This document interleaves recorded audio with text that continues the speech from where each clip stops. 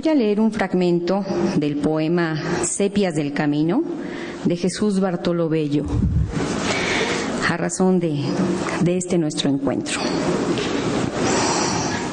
Una palabra, solo una, que contenga un fragmento verdadero, una palabra sin motivo aparente, exacta en sus ángulos, que suene sin ser musical, con ritmo, que no aburra, ni lleve entre sus ojos el desespero, la angustia. Solo una pido, larga como un boulevard, más bien sencilla, sin complicaciones al pronunciarla, aguerrida, seca al golpe, con doble fondo. Acuática y aérea, como un cuerpo de ficción al encenderla,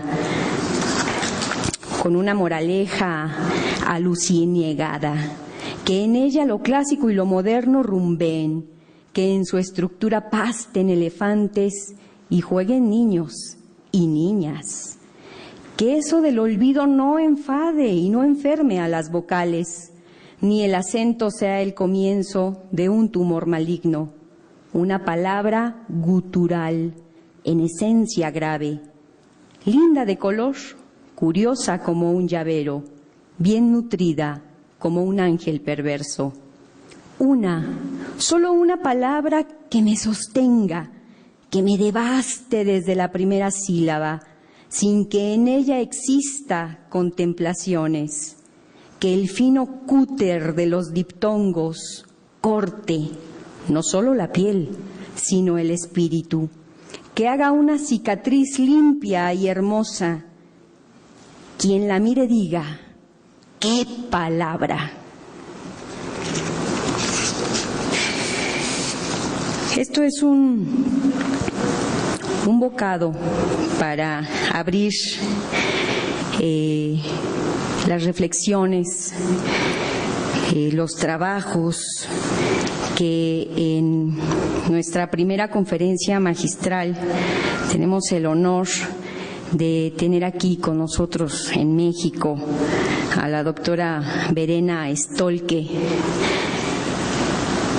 Verena Stolke viene de la Universidad de Barcelona, es catedrática emérita en el Departamento de Antropología Social y Cultura de la Universidad Autónoma de Barcelona, nació en Alemania en 1938 y estudió en el Instituto de Estudios Sociales de Antropología en la Universidad de Oxford. Se doctoró como antropóloga social en 1970. Realizó investigación histórica de archivo y trabajo etnográfico de campo en Cuba entre 1967 y 68 y en Sao Paulo, Brasil, entre 1973 y 1979.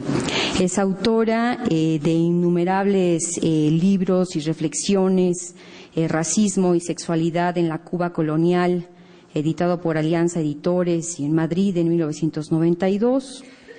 Tiene una extensa bibliografía, ha publicado sobre teoría feminista, más recientemente, La mujer es puro cuento, la cultura de género, en cuadernos del Instituto Catalán de Antropología, serie monográfica. A propósito de la cultura, la influencia de la esclavitud en la estructura doméstica y la familia en Jamaica, Cuba y Brasil. Esto está publicado en Desacatos, en la revista de Antropología Social del CIESAS, aquí en México. Es el número 13 y está editado en 2003. Y bueno, ella dice que no la presentemos de manera tan extensa, pero sí nos parece muy importante destacar que es una conferencista comprometida con los estudios, particularmente racismo, sexualidad. Y bueno, pues hoy en esta conferencia magistral que ha titulado Homo Clonicus, significado y/o materialidad.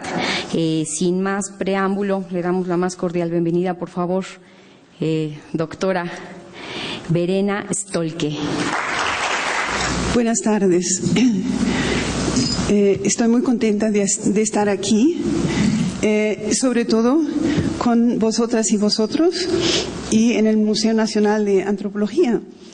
Hace ya algún tiempo visité el museo creo que 2 o 3 veces, con mucha atención y mucha admiración, pero nunca se me ocurrió que podía encontrarme aquí, en el auditorio Torres Bodet, porque además he escrito sobre la cuestión racial en Brasil, la democracia racial, el proyecto de la UNESCO en el momento, fines de los 40, principios de los 50, cuando Torres Bodet era el presidente de la UNESCO. Es decir, que hay una confluencia de casualidades hasta cierto punto que me han traído aquí. Por lo tanto, quiero agradecer sobre todo a Elsa Muñiz y a Mauricio List por haber hecho el trabajo de invitarme para venir. De hecho, nos conocemos, o ellos me conocieron a mí en Curitiba, en Brasil, en la reunión de antropología del Mercosur, hace 1 año y medio, una cosa así, cuando también hablé de la clonación. Y de ahí viene el hecho de que estoy aquí. Lo que quiero hacer es, bueno, me interesa enormemente estas jornadas, este congreso, precisamente sobre la cuestión de la conceptualización y la materialidad del cuerpo. Y lo que quiero contaros hoy es mis reflexiones de los últimos pocos años sobre la biotecnología y específicamente la clonación, que tiene todo a ver con nuestras... Estoy tratando de sentarme de una manera un poco más cómoda. Ahí está, sí, perdón. Quiero presentaros un análisis que precisamente ponga en cuestión una certidumbre que es absolutamente general en nuestra sociedad y que desde el feminismo hemos atacado, hemos puesto en cuestión cuando, de manera absolutamente pionera en los años 70, planteamos, cuestionamos el que lo que llamamos ahora relaciones de género sean una reflexión inmediata de las diferencias dimórficas en la especie humana, es decir, la diferencia de sexo. Esa desnaturalización, y quiero enfatizar esto con mucha insistencia, fue efectivamente una acción tanto política como teórica absolutamente pionera, en la medida en que desde ese proceso teórico y militante de desnaturalización de fenómenos que efectivamente son sociopolíticos, se ha ido introduciendo en la sociedad moderna actual. La percepción de que ni el racismo, ni el sexismo, ni las múltiples discriminaciones y desigualdades se arraigan en diferencias realmente existentes que preexisten justamente a estas desigualdades. Bueno, no voy a extenderme en estos términos generales porque creo que la cuestión de la biotecnología y la clonación desde una perspectiva política feminista es lo suficientemente complicada como para explicaros lo que quiero contaros. Si os fijáis en esta primera imagen, he escogido una pintura del famoso pintor catalán Joan Miró, que se llama El nacimiento del mundo. Aquí estamos, entiendo, no solo entre cientistas sociales, sino entre muchas y muchos antropólogos. Y os sugiero mirar qué es lo que Miró pintó en este cuadro, algo que nos debería ser extraordinariamente familiar. Nunca mejor dicho, familiar en un doble sentido. Eso es un esquema de parentesco.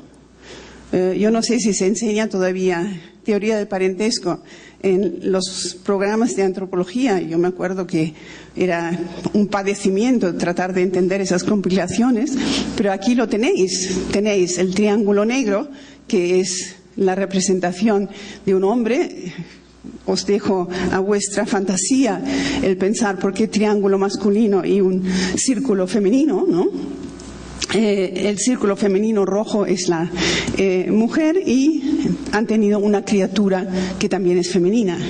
me parece muy pertinente precisamente para esta presentación que quiero haceros hoy.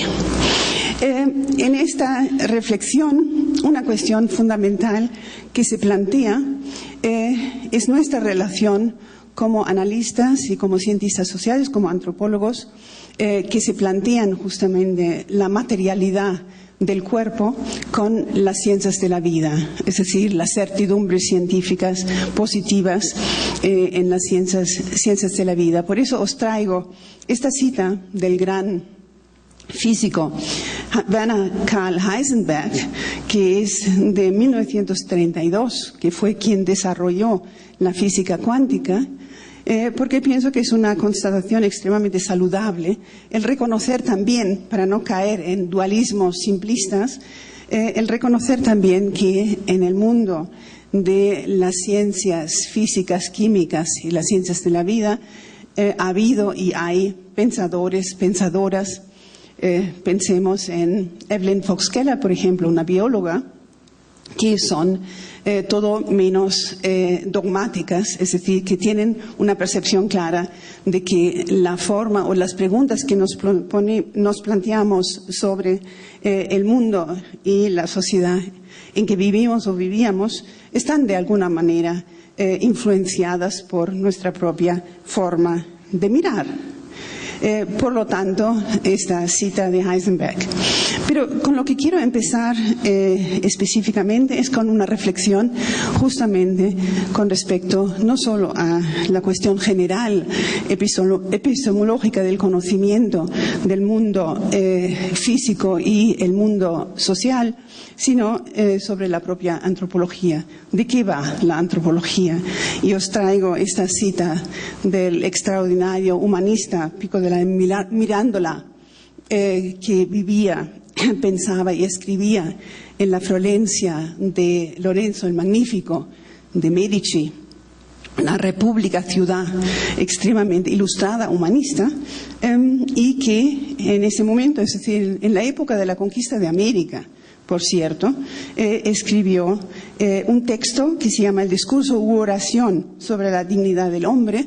Las mujeres todavía no habíamos aparecido en público, pero de todas maneras es un texto extraordinariamente interesante en la medida en que para mi reflexión, al menos en la medida en que lo que se plantea aquí es, por una parte, el nacimiento del sujeto moderno, libre, igual y autodeterminado, que forja su propio destino. Comparen con el medievo oscuro que se había superado, y al mismo tiempo plantea que ese individuo, ese sujeto moderno, se distingue radicalmente de la naturaleza, de las bestias.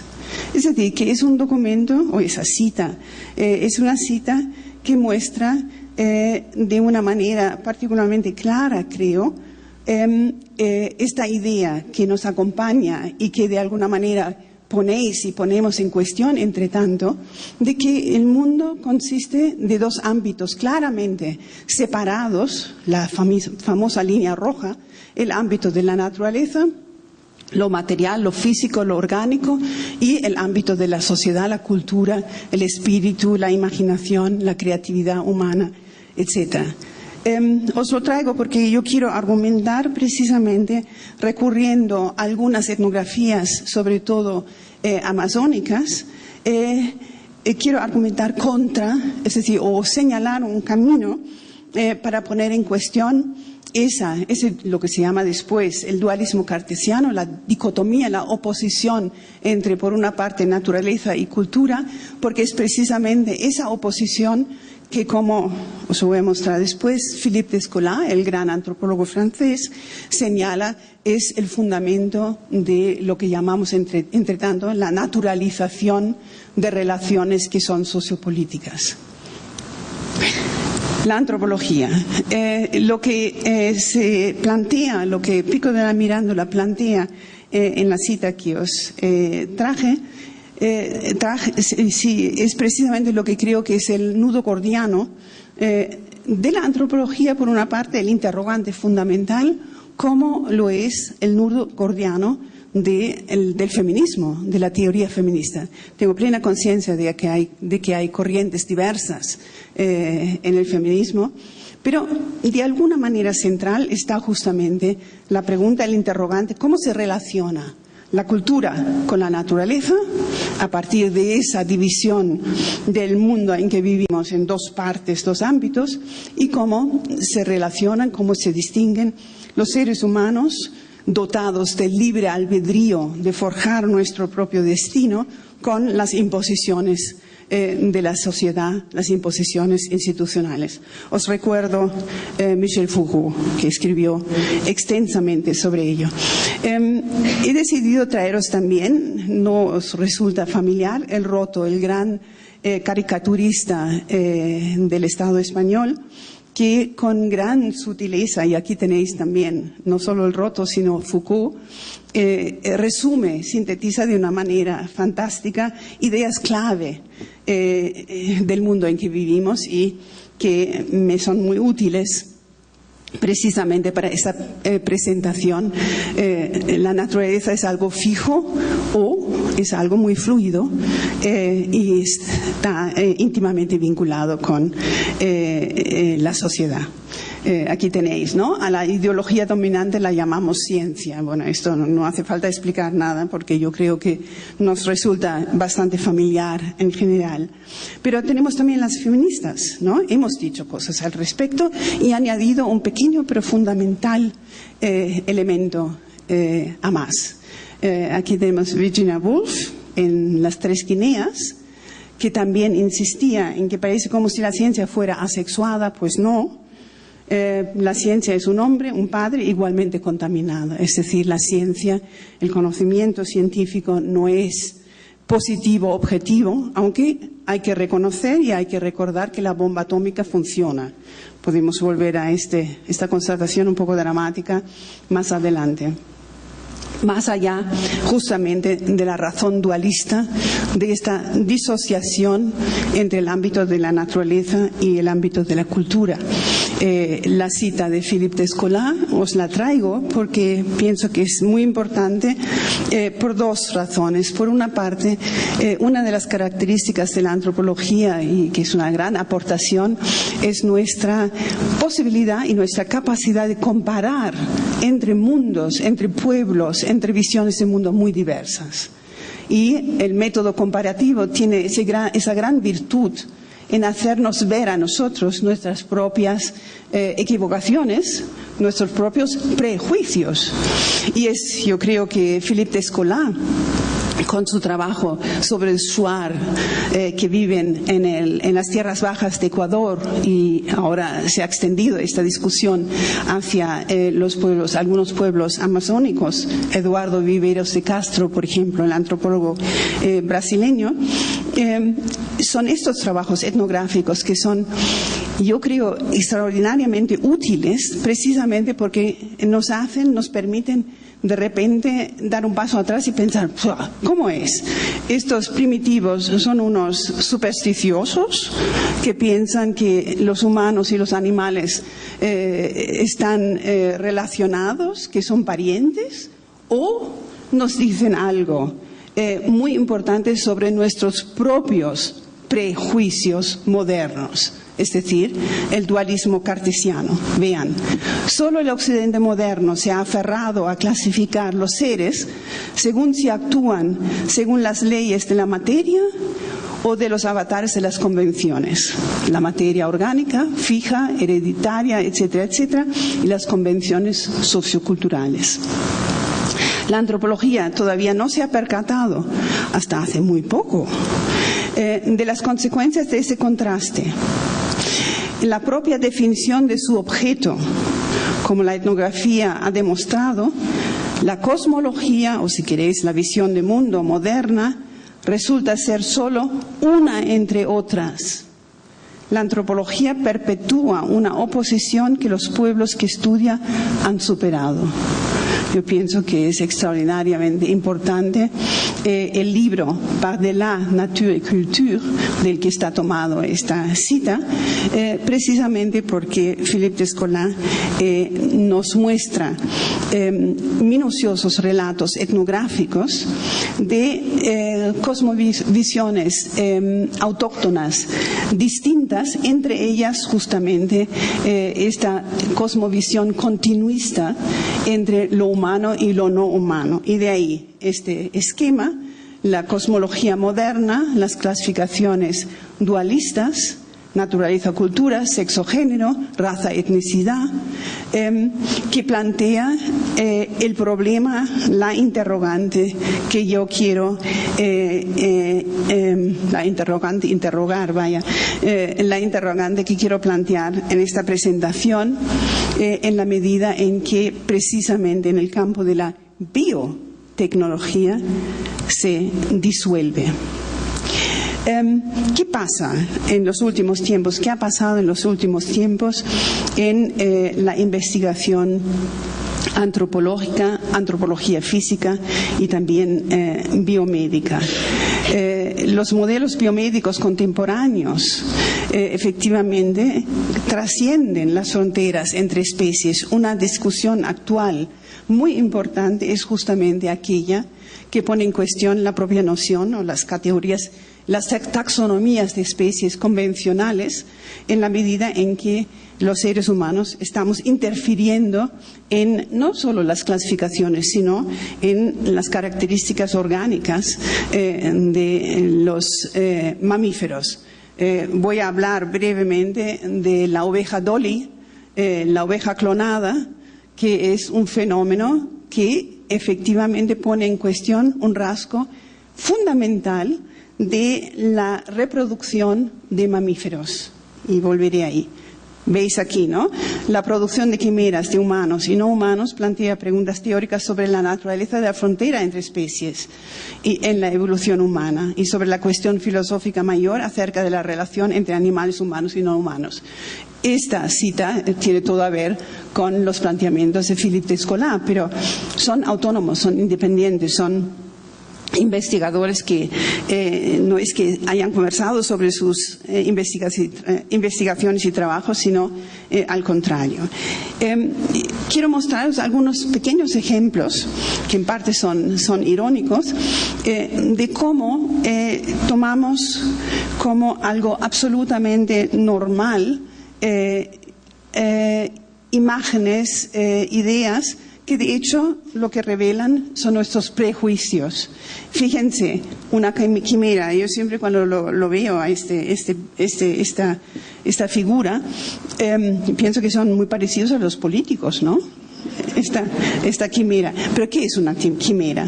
Es un organismo animal que posee células genéticas de dos cigotes distintos, es decir, de otra, lo que llamaríamos especie. Y claro, nos sorprende enormemente porque nosotras y nosotros distinguimos radicalmente, taxonómicamente, cerdos de humanos. Y esta es una quimera, justamente, es un dibujo. No existe este ser, pero es un dibujo que sugiere precisamente nuestra sorpresa ante esta mezcla, ¿no? Por lo tanto, como escribía Philip Handler, de ser un producto de las circunstancias se ha elevado hasta la responsabilidad del ser humano. Al fin es un hombre. Ojalá se comporte como tal. Las investigaciones biotecnológicas actuales, los avances que se están haciendo, plantean serias cuestiones éticas. Y volveré a ello. Ahora, me gusta particularmente esta imagen. Era una portada del suplemento dominical del País, el diario del Estado español.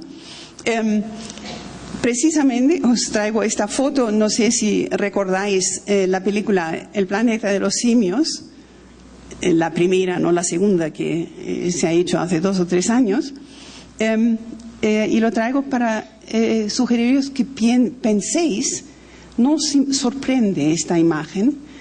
Lo que pasa aquí en la película es casi al final, es que Ulises, que es Charlton Heston, el humano, va a descubrir qué es lo que ha pasado con la sociedad humana, ¿no?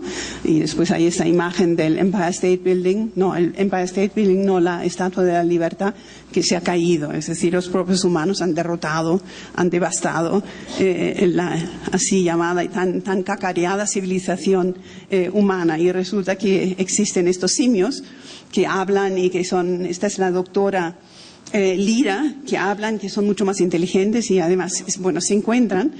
Y a lo que voy es a recordar que en esta escena Charlton Heston le pregunta a la doctora Lira si en agradecimiento por la ayuda, que ella también tiene curiosidad qué es lo que ha pasado y le ha ayudado, no lo han encerrado, él le pregunta si le puede dar un beso. ¿Cuál es nuestra reacción? ¡Qué horror! ¿No? Ella es un animal, un simio, pero un animal, en fin, y él es un ser humano. Yo creo que en la enseñanza va muy bien usar este tipo de imágenes, incluso con la cinematografía, en la medida en que precisamente nos permite mostrar a nuestro estudiantado nuestros propios prejuicios. Bueno, pero ahora llegamos a la biotecnología y aquí pasa lo mismo. Ya en un ámbito científico de experimentación de laboratorio, de transformación del proceso de la vida, absolutamente importante y de peso. Científicos británicos crían embriones híbridos de vacas y humanos. ¿Por qué os lo traigo? Porque estos son híbridos, embriones híbridos. ¿Qué es lo que requiere esta denominación, esta categoría, embriones híbridos, en cuanto a clasificación de especies? El distinguir entre vacas y seres humanos. Está muy de moda la noción de hibridez. Yo creo que sería útil parar un momento y pensar, por ejemplo, a partir de este ejemplo, que precisamente toda la discusión sobre las hibrideces son muy problemáticas en la medida en que presuponen diferencias preexistentes, ¿no? Es como, esto es otra cosa que he escrito en otro momento, los mulatos, los mestizos no nacen sino que se hacen. No son reales diferencias preexistentes que producen la mezcla, sino que es la mezcla políticamente relevante que recurre a diferencias notadas, inventadas, acentuadas. Bueno, aquí tenéis otra versión de los embriones híbridos. Habría que pensar qué pasa si, y luego os explico cómo funciona la clonación, si efectivamente aquí se invirtiera el sexo de los donantes de los materiales con los cuales un óvulo que se enuclea y una célula de la piel, por ejemplo, cuyo núcleo, que es portador del DNA, si se invirtiera el sexo y se tratara de una hembra humana que donase el óvulo y de un toro que donase, qué sé yo, una parte de un elemento, una parte de su piel para obtener una célula, ¿qué tendríamos? Un embrión de toro, de vaca. Por lo tanto, estos embriones híbridos humano-animal, aparte de que presuponen la clasificación en especies mamíferas distintas, además tiene un mensaje, y tiene un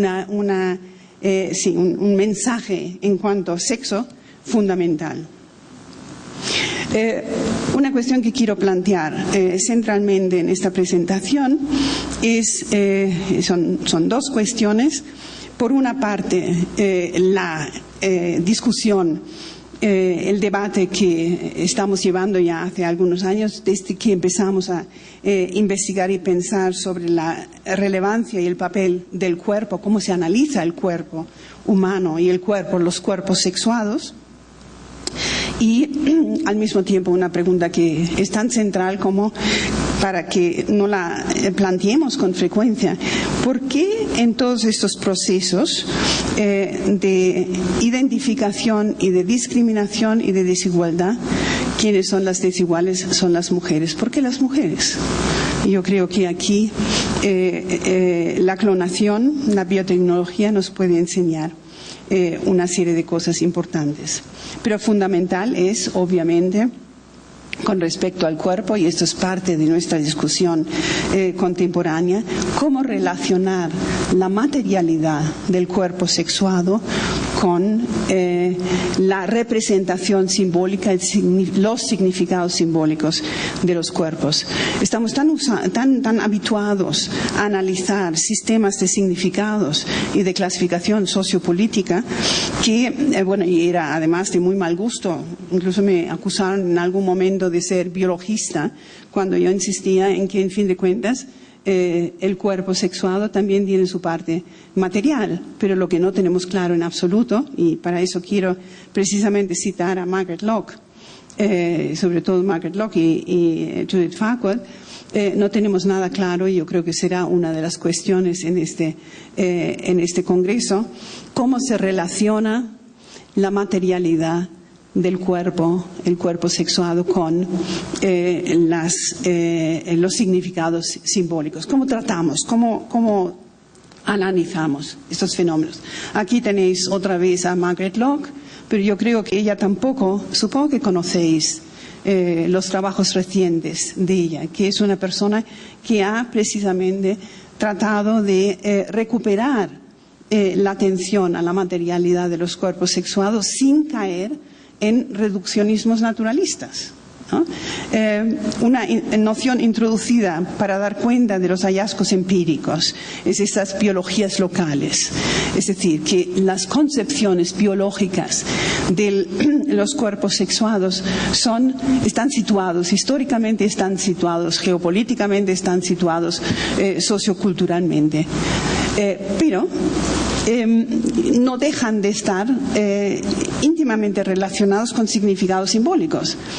Problema, ¿cómo hacemos para entender, para avanzar en el diagnóstico de estas sabemos ahora, o usamos ahora esta palabra tan complicada, interseccionalidades, ¿no? O las intersecciones, cómo diagnosticar las intersecciones dinámicas en contextos políticos entre justamente biologías locales, materialidades y significados simbólicos. Os traigo la gran bióloga Evelyn Fox-Keller, feminista, que nos ha ayudado mucho en entender e identificar nuestras preguntas fundamentales, y este cuadro de Fernando Botero, que nos debe resultar desconocido, ¿no? Este tal vez sí, pero otras figuras, esculturas, plásticas y pinturas de Botero. Yo creo que esta es una imagen particularmente lograda en la medida en que aquí sí que queda clarísimo que lo que vemos no es solo un cuerpo físico, orgánico, sino que vemos mensajes clarísimos. No os voy a preguntar qué es lo que ves, cuáles son los significados, pero yo creo que está muy claro. Bueno, y Evelyn Fox-Keller una vez más insiste en que el gran problema, el gran interrogante que nos continúa acompañando es justamente la relación, la vinculación entre el género, es decir, las representaciones simbólicas, y el sexo, como lo es la relación entre raza, naturalización de las desigualdades sociales, etnicidad, etcétera, etcétera. Lo que me interesaba aquí es en realidad la imagen, porque creo que es una imagen que está llena de sugerencias. Bueno, y ahora paso efectivamente a hablaros de la clonación.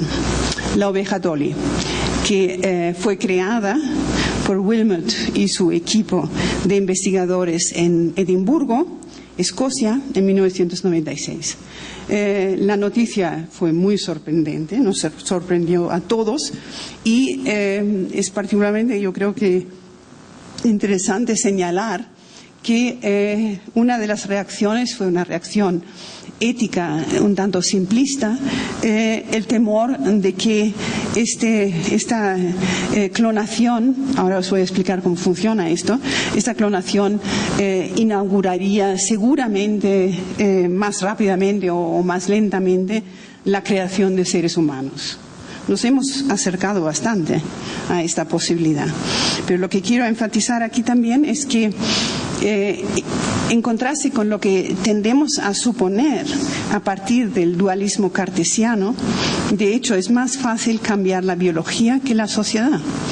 Y en este análisis de la clonación lo que quiero mostrar es cómo están íntimamente relacionados ideales, expectativas, deseos, ilusiones sociopolíticas con el diseño de la investigación biotecnológica, y que es más fácil responder en el campo de la biotecnología a esos deseos que cambiar los valores y las normas sociales, que es bastante sorprendente. Bueno, aquí tenéis a la increíble criatura del doctor Ian Wilmot, murió entre tanto, y cuál es la característica, una característica fundamental de Dolly, la oveja, de que lo que se creó aquí es casi, porque no es enteramente una réplica idéntica de, ahora os muestro cómo se hizo, de las fuentes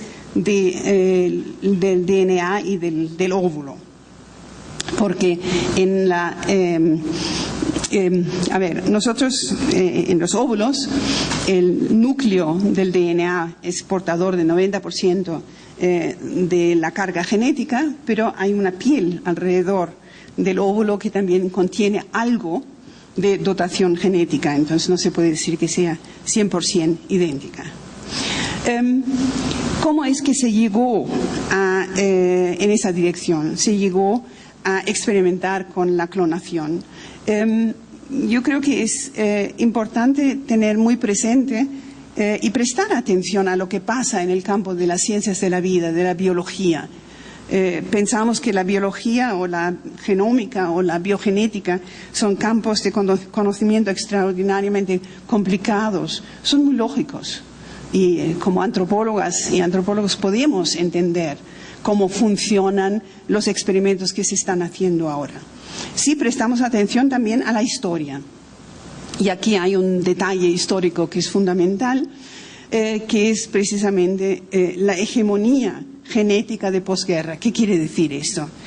Si leéis la prensa os encontráis con una cierta frecuencia con noticias en el campo de la genética o en el campo de la neurociencia, noticias que dicen siempre respecto a que ciertas conductas humanas en el fondo están arraigadas genéticamente o están arraigadas en la composición cerebral, que se pueden identificar sus raíces. Es decir, esto es naturalización, esto es determinismo genético o neurocientífico puro y duro, que es muy necesario de ser atendido y puesto en cuestión en la medida en que suele ser puesto en cuestión y al menos interrogado con respecto a su certidumbre en la medida en que muchas veces se utiliza y se manipula el determinismo genético, el determinismo neurocientífico para justificar lo que son fenómenos sociales, sociopolíticos, desigualdades, procesos. El argumento tan frecuente, no hay manera de acabar con la guerra porque es innato a la especie humana. Pues nadie ha demostrado que los seres humanos somos guerreros desde siempre, salvo Darwin. Y de hecho no estaríamos aquí ni en el viejo mundo ni en el nuevo mundo si nos hubiéramos hecho la guerra constantemente. Nos hubiéramos matado y nos hubiéramos quedado en el camino desde África. Por cierto, venimos todos de África y éramos todos negritas y negritos, que también es un detalle interesante. Volviendo a la hegemonía genética de posguerra, ¿qué pasa? En primer lugar, 1956, la decodificación del ADN. Estas son las condiciones de posibilidad para llegar a la clonación actual. Es decir, se decodifica el ADN, se puede saber los perfiles genéticos de las personas. Un resultado en 1978 es el nacimiento de la primera bebé probeta in vitro, es decir, producida, creada en el laboratorio.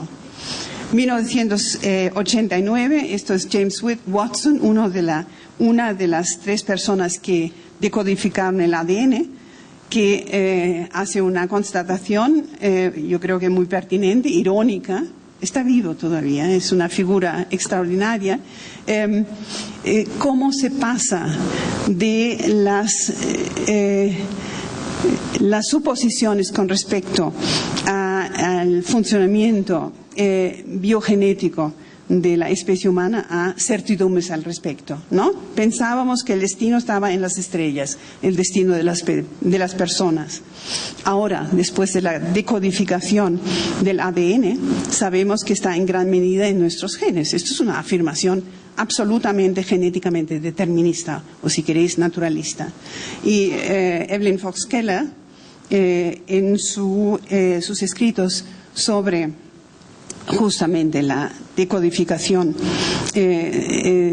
sobre el trabajo sobre el genoma, la decodificación del genoma, de los genomas humanos, en la medida en que todos tenemos genomas distintos.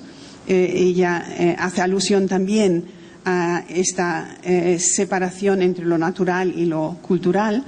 Hay quienes sostienen que el notable progreso de la biología molecular enterró por fin la vieja controversia entre naturaleza y o cultura. Pero la naturaleza salió victoriosa.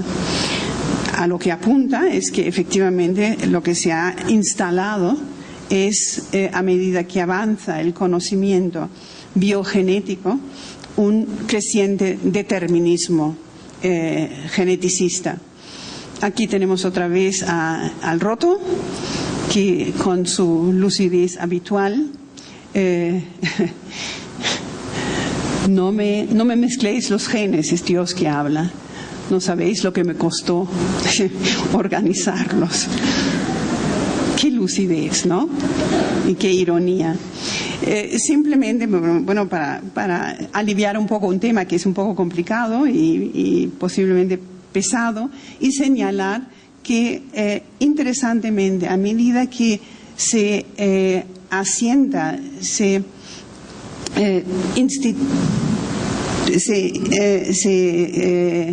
instaura el determinismo genético en las ciencias sociales, lo que se implanta a partir de fines de los 60, entrando en los 70, el posmodernismo reflexivo, subjetivo y absolutamente antipositivista, que es una paradoja total. Por lo tanto, porque realmente nos impidió el reconocer, como ya decía Heisenberg, la compleja articulación en el campo de la investigación de las ciencias de la vida entre ilusiones, ideas, suposiciones y resultados efectivamente positivos. La biotecnología y el dualismo cartesiano, o la oposición entre naturaleza y cultura. Yo creo que si escuchamos las palabras, los términos técnicos que usamos, nos podemos dar cuenta muchas veces precisamente de que lo que está ocurriendo es el trascender esas fronteras establecidas por Descartes, pero también aludidas por Pico de la Mirandola, la frontera entre naturaleza y cultura. Biotecnología es efectivamente una tecnología, creatividad humana, que trabaja sobre con la biotecnología para descubrir su funcionamiento. Es decir, aquí se trasciende justamente la frontera entre naturaleza y cultura. Cito aquí por segunda vez esta persona que fue entrevistada en Inglaterra en una de las pocas encuestas que se hizo después de la clonación de Dolly, sobre lo que pensaba el público. Es el Wellcome Trust Public Opinion Study, y me pareció muy interesante que esta persona, es un hombre, que respondiendo a la pregunta, bueno, ¿qué pensáis sobre esta posibilidad de crear en laboratorio, de manera asexual, por cierto, seres mamíferos? Él dice, no creo que la naturaleza sea una cosa fija, que es bastante sorprendente. Una reacción muy frecuente entre los entrevistados fue la alusión a los nazis y la manipulación biomédica, ¿no? Que creo que esto pasó en varios sitios. Bueno, la técnica, ¿cómo se hizo esto? La oveja Dolly, el primer mamífero clonado. Fue posible, se logró, el equipo de Wilmot lo logró gracias a dos hitos científicos. Por una parte, una cuestión técnica que ahora se usa mucho para producir células madres, células germinales en el laboratorio, clonando embriones, y os voy a mostrar por qué se hace esto y para qué se hace esto, pero un procedimiento fundamental es justamente la posibilidad, el logro después de 200 y tantos intentos de retrasar el reloj biológico del núcleo de una célula adulta a su estado primitivo, pluripotente se llama esto, que permite desarrollar esta célula de nuevo para cultivar en laboratorio órganos distintos. Entre tanto, se cultivan piel para grandes quemados, músculos cardíacos. Se están avanzando rápidamente en el camino hacia la creación de órganos para intercambio. Aquí hay también todo tipo de fantasías. La posibilidad de esta medicina regenerativa, creando corazones artificiales, se ha hecho ya, para sustituir órganos, o en ese caso corazones defectuosos, ya que la donación de corazones es escasa, ¿no? Pero el segundo hito en que quiero hacer hincapié, porque yo creo que es particularmente interesante para una reflexión biofeminista, es el hecho de que Dolly fue una, entre comillas, inmaculada concepción. En el sentido en que, efectivamente, aquí tenéis el procedimiento en que Dolly, un mamífero, aquí tenéis todos los pasos, yo creo que se puede ver bien ahí, ¿no? Sí.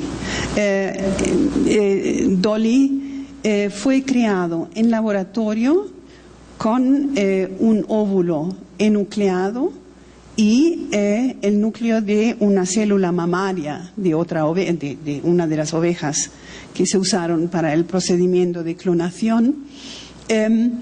Ese núcleo fue precisamente reprogramado y hizo posible la creación en laboratorio con una descarga eléctrica. Eso suena a Frankenstein, ¿no? Con una carga eléctrica, la creación de un embrión.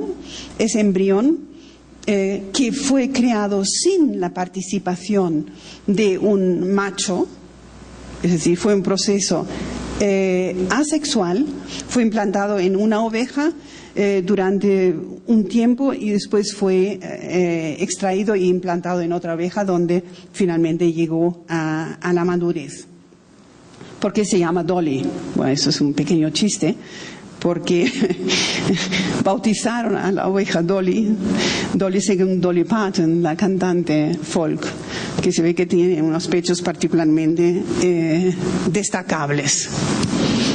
Bueno, y aquí solo avanzando un poquito, no sé si habéis leído en la prensa hace 3 meses, una cosa así, la clonación de embriones humanos para obtener células madre humanas, que es un paso grande hacia la posibilidad de la clonación humana.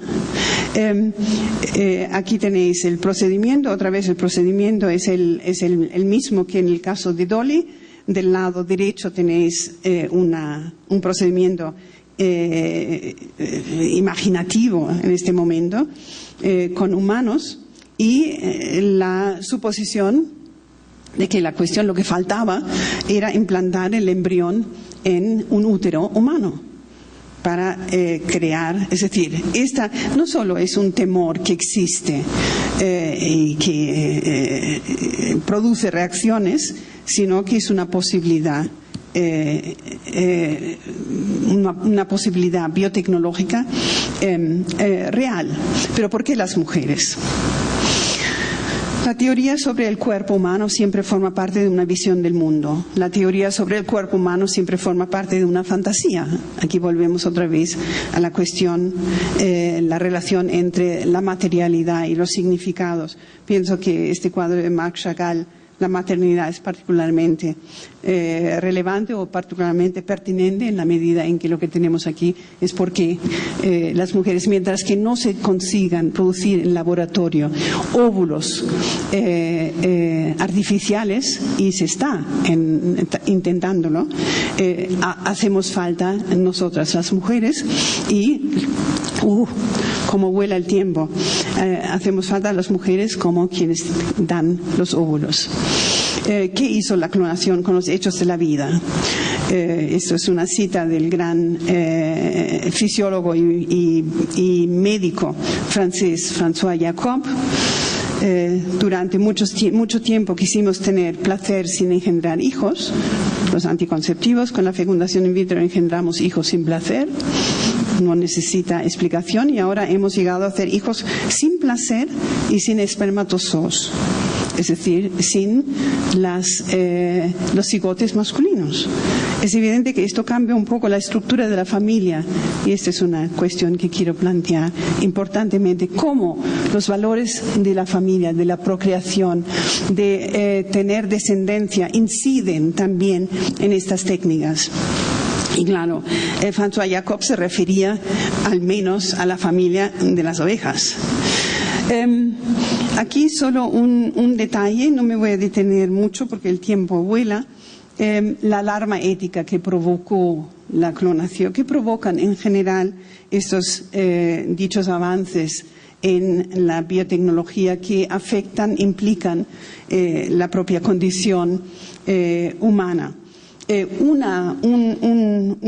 procedimiento no incomún es recurrir al juego de palabras y cambiar de nombre los elementos que están implicados en estos procedimientos. Por ejemplo, la distinción, os doy solo un ejemplo, la distinción entre clonación terapéutica permitida para fines biomédicos o de medicina regenerativa, y la clonación reproductiva, absolutamente prohibida, éticamente inaceptable. El procedimiento es muy parecido. La diferencia consiste simplemente en que la clonación terapéutica se lleva a la producción de un embrión para obtener células madre y se mata el embrión, lo cual también es un problema ético, mientras que la clonación reproductiva sería aquel procedimiento en el cual se implanta el embrión en un útero de un mamífero o incluso de un ser humano para llevarlo a la maturidad, ¿no? Ahora, insistía en la articulación, la complicada relación entre valores humanos, entre ilusiones, entre sueños y la materialidad de los procesos de creación de vida. Cito otra vez a James Watson, que en 1971 lamentaba todavía la inaccesibilidad de los úteros para obtener óvulos, salvo en el caso del aborto. Lo que interesa aquí es hacer hincapié en esta idea de que una vez que fuese posible, y es posible entre tanto, acceder a obtener óvulos humanos, él decía que se iniciaría una carrera frenética para realizar manipulaciones experimentales con óvulos humanos. Efectivamente, esto está ocurriendo y esto tiene implicaciones para nosotras, para las mujeres, importantísimas, porque ha conducido a manipulaciones significativas. Aquí tenemos el roto otra vez, no me toquéis los óvulos. Os debe sonar la analogía, ¿no? Y fíjense qué tardíamente, considerando que Dolly, la oveja, fue creada en 96, 97, qué tardíamente aparece una reflexión y una denuncia de la invisibilidad y de los silencios con respecto a las consecuencias que tienen estos procedimientos para las mujeres, que somos realmente las figuras centrales en este teatro, en la medida en que somos quienes poseemos los óvulos que son indispensables por el momento para clonar, para la obtención de células madre, para cultivar órganos en el laboratorio, etc. Os traigo aquí esta cita del artículo de Emily Galpin y Mercy Dornowski, en la medida en que creo que lo dicen de la manera más clara. El debate sobre la investigación con células madres se centró durante años en la condición moral del embrión humano, en la paternidad. Si analizamos el debate jurídico en torno de la fecundación in vitro, realmente lo que interesa es el bebé, su condición, vínculo con el padre y la paternidad legítima. Pero la madre no aparece por ningún sitio. Es decir, es absolutamente influenciado por nuestros valores, nuestras normas con respecto a las relaciones de reproducción. En este caso, en este artículo, se hace hincapié en esas revelaciones recientes acerca de las infracciones éticas cometidas en Corea del Sur, donde se pretendió, un geneticista pretendió haber conseguido producir 9 líneas germinales, habiendo obligado a sus asistentes a donar óvulos y además habiendo comprado óvulos. Ambas cosas son obviamente ilegales a nivel mundial. En este caso, por la infracción, saltó a los medios de comunicación y por primera vez se prestó atención al papel fundamental que juegan justamente en estos procedimientos los cuerpos de mujeres, incluso a nivel internacional. Bueno, esto es una reflexión irónica. Es curioso, esta chispa de la vida no tiene mujer. ¿Conocéis la Capilla Sixtina? Si no la conocéis, este es aquella imagen fundamental, la creación de la vida. Denis Diderot era mucho más lúcido, un poco más tarde, cuando ya en una discusión sobre la vida con D'Alembert hizo esta declaración que es absolutamente contundente y clara. ¿Ves ese óvulo? Con él puedes derrotar todas las escuelas de teología, todas las iglesias del mundo. Nunca mejor dicho. Esto me lo salto. Y para vuestra información, antes de llegar al final, señalar las demandas culturales y biomédicas de la nueva medicina regenerativa a la clonación. Por una parte, hay una demanda enorme en el campo de la medicina así llamada regenerativa, es decir, es una nueva rama de la medicina que implica además la identificación de los perfiles genéticos individuales. Y como bien escribió Fox Keller, está desarrollándose una especie de eugenesia individual o individualista, la perfección de la persona individua o individuo. ¿Qué es lo que se hace aquí con la clonación terapéutica? Se producen células madre embrionarias para cultivar órganos para el trasplante en el laboratorio, como ya decía antes.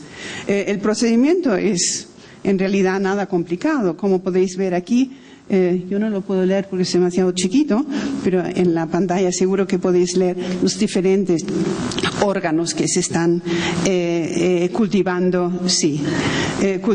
en el laboratorio. Apremios culturales hacia la clonación reproductiva. La pasión, ¿por qué paternidad biológica? Esto es una pregunta que creo que es muy importante. ¿Por qué este sueño occidental, y no está nada claro desde cuándo, por parte de los hombres, de plantar un árbol y tener un hijo de la sangre, como se decía antiguamente y ahora se dice genético? La relación con este sueño de la reproducción, con las visiones con respecto a la paternidad y a la fecundación. En este caso, bueno, lean esta cita, a mí me pareció extraordinario. Es un catedrático de medicina y un miembro del Opus Dei en España, en Barcelona, que se escandaliza ante la fecundación in vitro con material reproductivo, es decir, espermatozoides donados, de un hombre que no es el marido. Y dice, bueno, esto lo denuncia porque es adulterio. ¿Qué dice con respecto a la virginidad esta constatación? La virginidad no es el himen, sino es mezclar a los que no deben mezclarse. Los maridos son los legítimos dueños de la capacidad reproductiva de las mujeres y no un donante de espermas en un banco de espermas. Esto es increíble. Yo creo que es una brevísima y clarísima definición de lo que es la virginidad, de qué va, y del adulterio. Las curas biotécnicas de la infertilidad masculina vía biotecnología. Esto lo descubrí cuando había avanzado la búsqueda de remedios a grados distintos de infertilidad masculina. Y en realidad a donde voy es para mostraros justamente la segunda demanda posible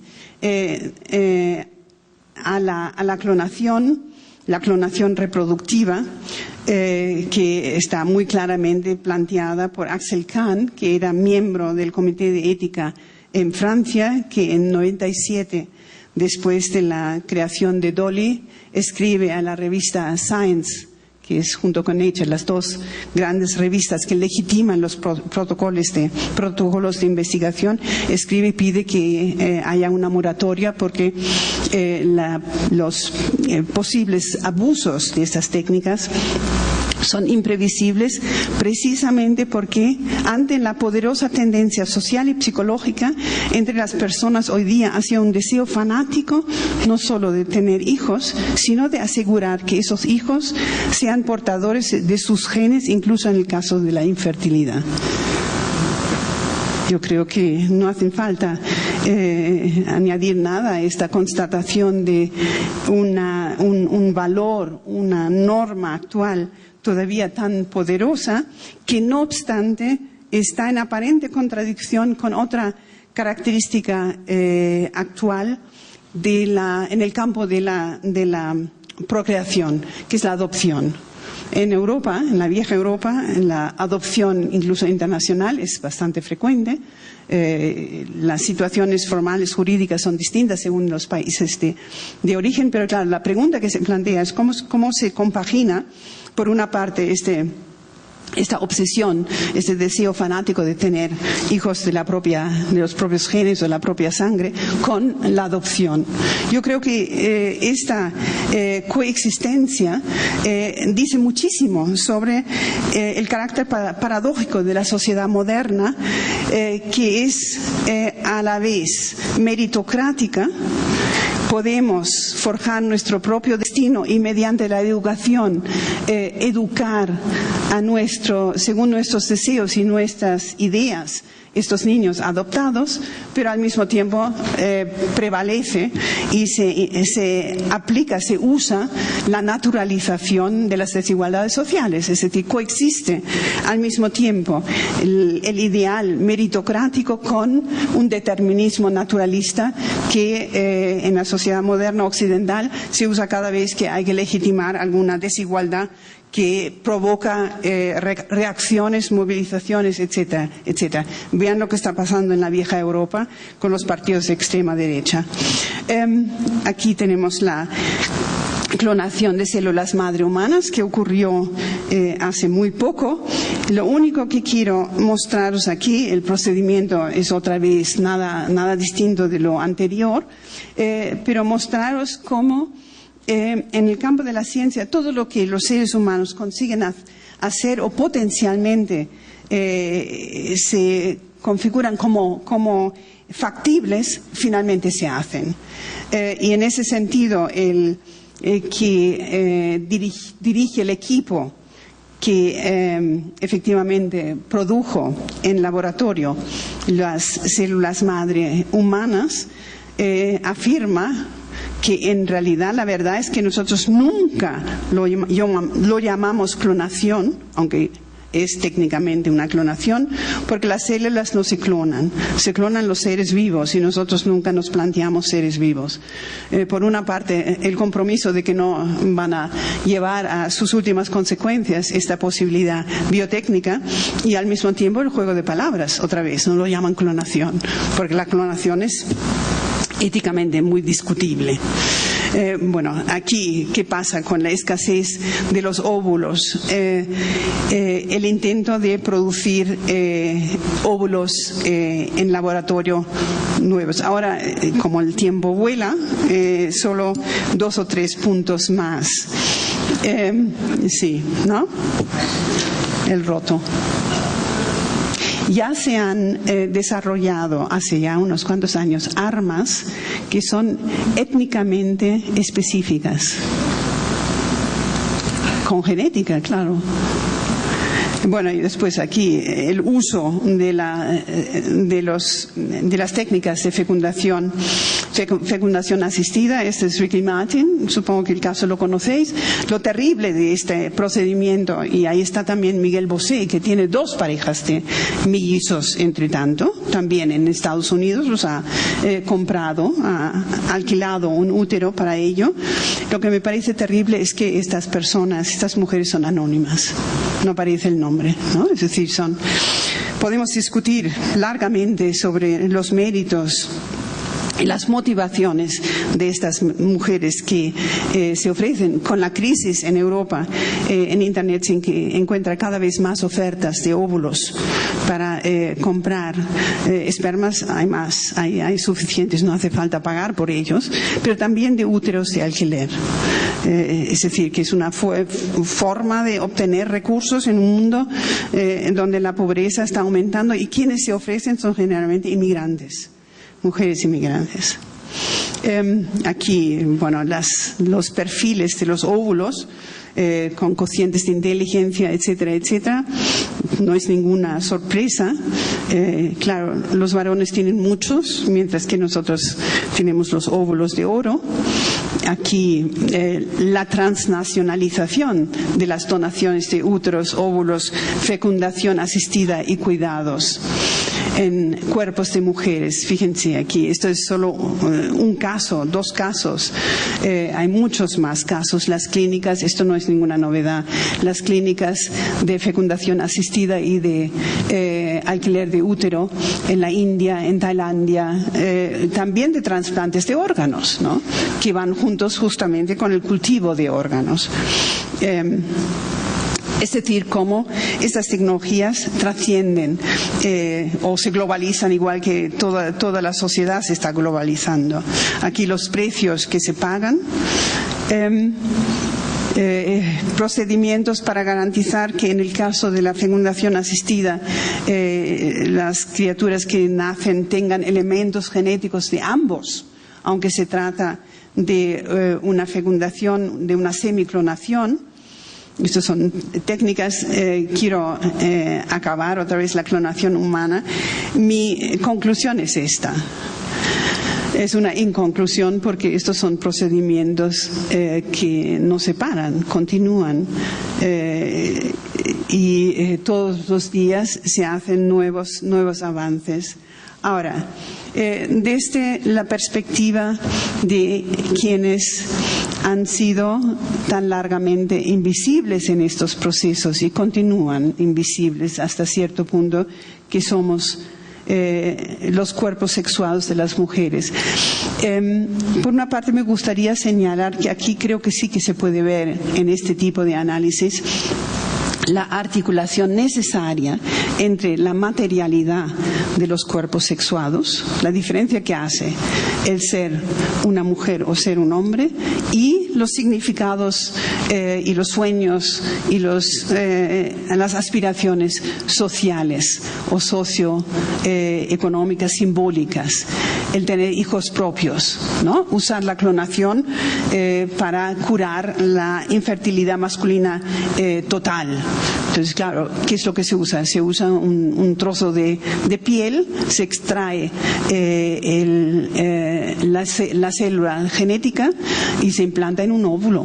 Y con esto se puede producir, se puede superar, precisamente mediante una clonación, se puede superar esa infertilidad masculina, que inspirada justamente por este sueño de tener hijos de los propios genes.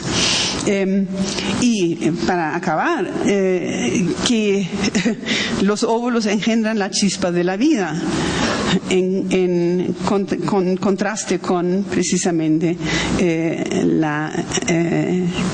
el cuadro que os mostré del Vaticano.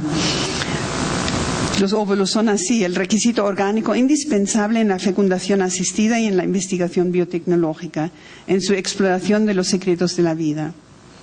Podría suponerse que quienes generan los óvulos, las mujeres, nosotras, comparten ese alto valor de los óvulos de oro. Pues lo que es valioso es importante controlarlo y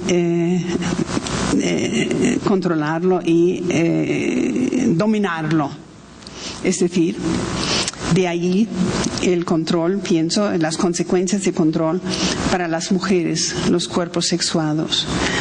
La valiosa escasez de los óvulos no solo significa la manipulación y comercialización de los cuerpos de mujeres, véase la globalización de estos procedimientos, sino que con los nuevos desarrollos biotecnológicos, es decir, la producción de óvulos en el laboratorio, puede ser que nos tornemos dispensables. Es decir, es realmente un mundo profundamente desigual, donde quienes tienen dinero pueden recurrir a estas técnicas, y los óvulos de oro, por una parte, producen controles y manipulaciones biomédicas, pero si se producen óvulos artificiales, entonces el efecto es igualmente problemático en la medida en que podemos volvernos dispensables. Todo esto ocurre en un mundo específico, que es el mundo moderno occidental,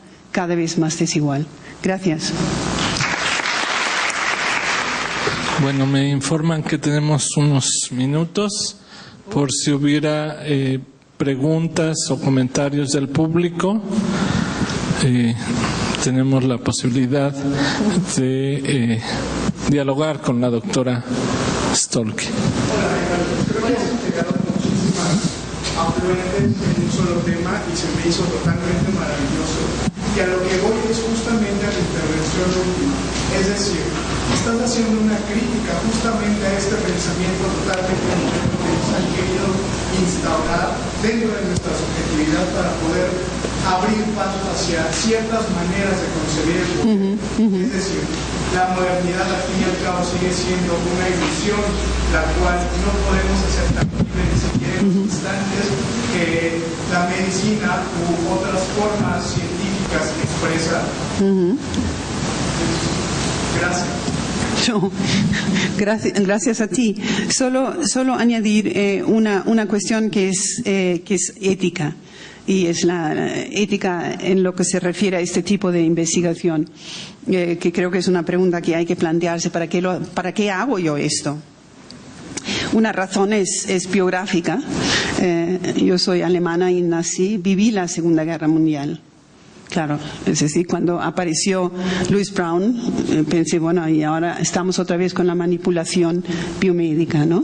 Pero la otra cuestión que creo que es igualmente importante, o más importante todavía, que tiene que ver con toda una polémica que tuvimos entre las feministas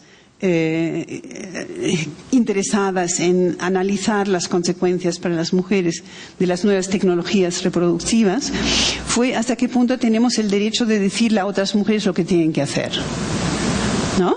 Es decir, había una corriente que opinaba que había que impedir que mujeres recurriesen a la fecundación in vitro, por ejemplo, porque tenían dificultades de concebir ellas mismas. Deberíamos intervenir para impedir eso. Yo llegué muy rápidamente con otras compañeras a la conclusión que esto era totalmente ilegítimo, que como antropóloga yo poseo algunos recursos que me permiten hacer este tipo de ejercicio. Espero que haya quedado más o menos claro. Este tipo de análisis para contribuir a la información general de qué es lo que se está haciendo en los laboratorios, sin entrar o caer en una especie de dramatismo excesivo, ¿no? La cuestión es saber lo que se está haciendo, saber las consecuencias que tiene, ¿no? Por ejemplo, lo que en general no se sabe es que se trata de una forma de reproducción asexual, es decir, que los hombres sobran. Esto debería interesar, ¿no? Un sector de la humanidad. Buenas tardes, muchas gracias por esta charla que nos hace pensar muchas cosas. Y yo te iba a comentar nada más de un artículo publicado el 22 de este año en La Jornada, y les iba a comentar porque es una denuncia que justo traigo para la ponencia, y dice: crean universitarios de Aguascalientes un cinturón digital para embarazadas huicholes. Este cinturón va a monitorear a las mujeres durante las 24 horas, lo que están diciendo ellos en esta universidad. Ojalá que sí se pueda implementar. Es un proyecto muy importante que el gobernador incluso del estado de Jalisco lo está apoyando, porque es un proyecto de la Comunidad Económica Europea y tiene le darían pues bastantes euros a la universidad, ¿no? Entonces sí tiene que ver con la raza, tiene que ver con la clase, sí, ¿no? Y tiene que ver pues con todo este sistema transnacional biologicista, ¿no? Lo que podemos hacer es justamente analizar el significado para las propias personas implicadas, estas mujeres, entendiendo la técnica, y divulgarlo, ¿no? Y te agradeceré si me das la referencia para que pueda encontrar el artículo, porque me interesa mucho. Hay otro caso muy significativo, donde también queda muy claro que desde la antropología podemos hacer una contribución importante. En Perú, durante el gobierno de Fujimori, hubo un programa de esterilización de mujeres indígenas. La primera reacción, y tengo una alumna que está haciendo su tesis sobre esto, la primera reacción fue, bueno, que terrible. Es terrible, pero lo que esta alumna descubrió también es que ante la reacción negativa de los maridos a que las mujeres abortaran cuando ya tenían más que suficientes hijos, ella descubrió que las mujeres aprovecharon este proyecto de Fujimori también para abortar por voluntad propia. Entonces, es un caso de estos donde queda muy claro, ¿no?, que es muy importante obtener esta información y divulgar esta información para no simplificar el proyecto, ¿no? Sí, Buenas tardes. Yo tengo muchas preguntas, pero voy a hacer solamente dos. En primera, ¿en qué medida la biotecnología ayuda a desmontar la hegemonía heterosexual? Sobre todo relacionarlo con cuestiones de, no sé, instituciones como la familia, la misma sexualidad legítima, parentesco y la idea de reproducción. Y la segunda es sobre aquellos cuerpos que merecen vivir, y entre comillas esto de vivir, y aquellos que no merecen hacerlo. ¿Qué opina del aborto eugenésico relacionado con cuestiones de capacidad física e intelectual, también como de raza y género? Esto sí que son preguntas difíciles. La primera es tal vez más fácil. Yo creo que ahí la constatación del biólogo francés Jacques ¿cómo se llama? Bueno, en este momento no me acuerdo. Esto de los nombres es un problema. Cuando él dice, bueno, la clonación de Dolly lo que ha hecho al menos es transformar la familia de las ovejas, ¿no? En lo que quería insistir en que no es una relación dinámica unidireccional. La tecnología tiene consecuencias y se usa para fines muchas veces informados socioculturalmente, pero al mismo tiempo abre nuevas condiciones, nuevos fenómenos imprevistos que también pueden tener consecuencias socioculturales, ¿no?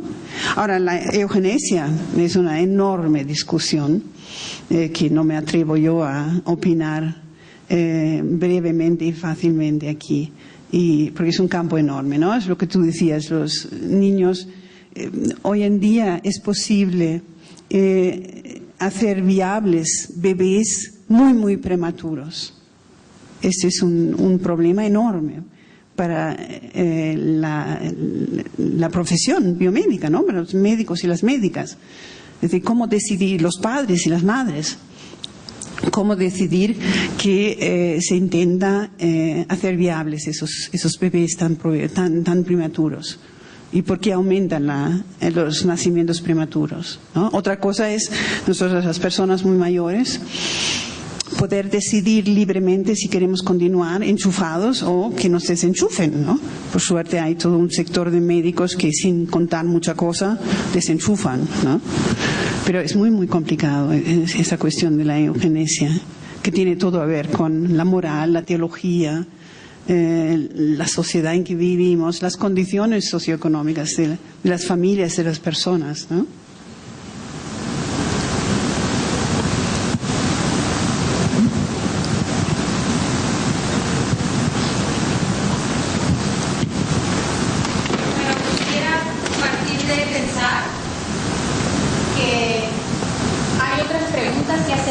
Otro lugar, y quisiera ponerme en el lugar de quienes están a favor.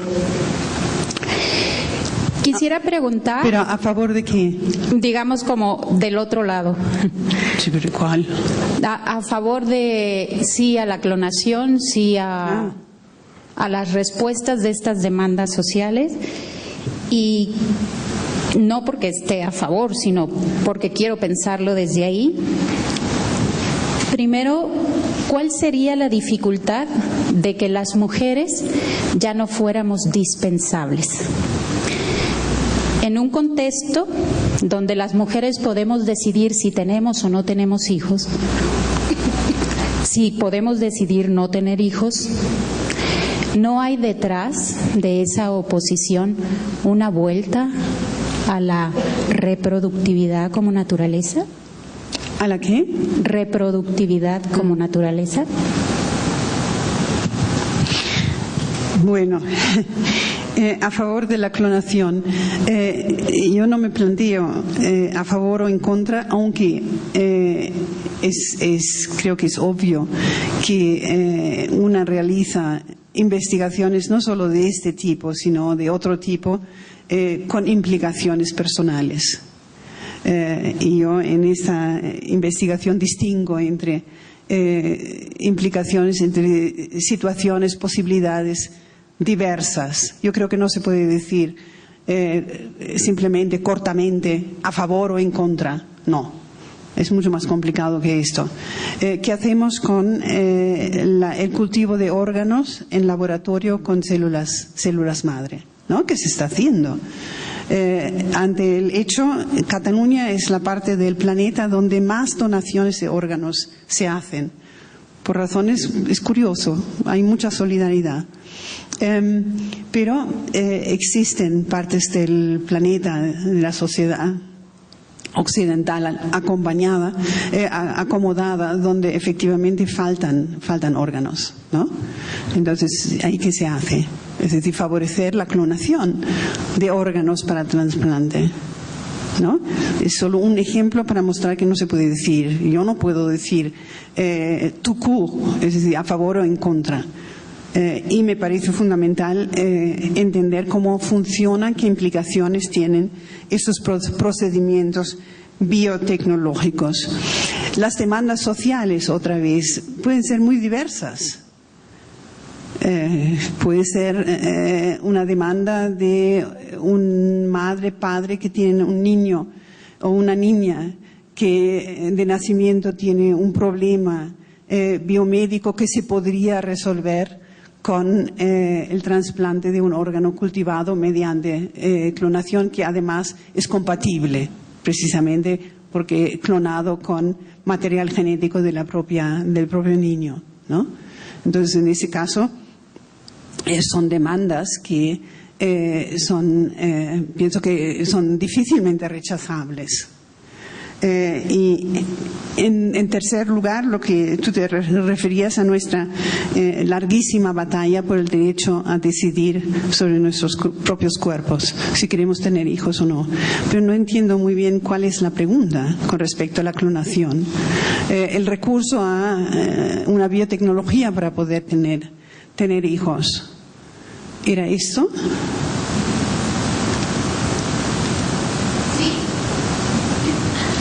Bueno, yo creo que, como decía antes, con respecto a la fecundación in vitro, que entre tanto es una técnica bastante frecuentemente usada, salvo, es decir, que cuesta dinero, ¿no? Y entiendo que en España es parte de la sanidad pública, pero con dificultad de realmente poder alcanzarlo. Yo creo que esto es una cuestión de decisión personal y, como decía antes, yo siento que no tengo derecho para decirle a las personas y a las mujeres lo que tienen que hacer y lo que no deben hacer. Lo que a mí me cabe, y porque me importa y me interesa enormemente, es yo entender y compartir ese entendimiento de cómo avanza la biotecnología y cómo funcionan estas tecnologías todas y qué implicaciones y trasfondos socioculturales tienen, ¿no? Podemos charlar y tomar un café, porque estáis charlando vosotras dos ahí. Podemos hablar sobre ello. Bueno, pues les agradecemos mucho su atención a esta primera conferencia magistral.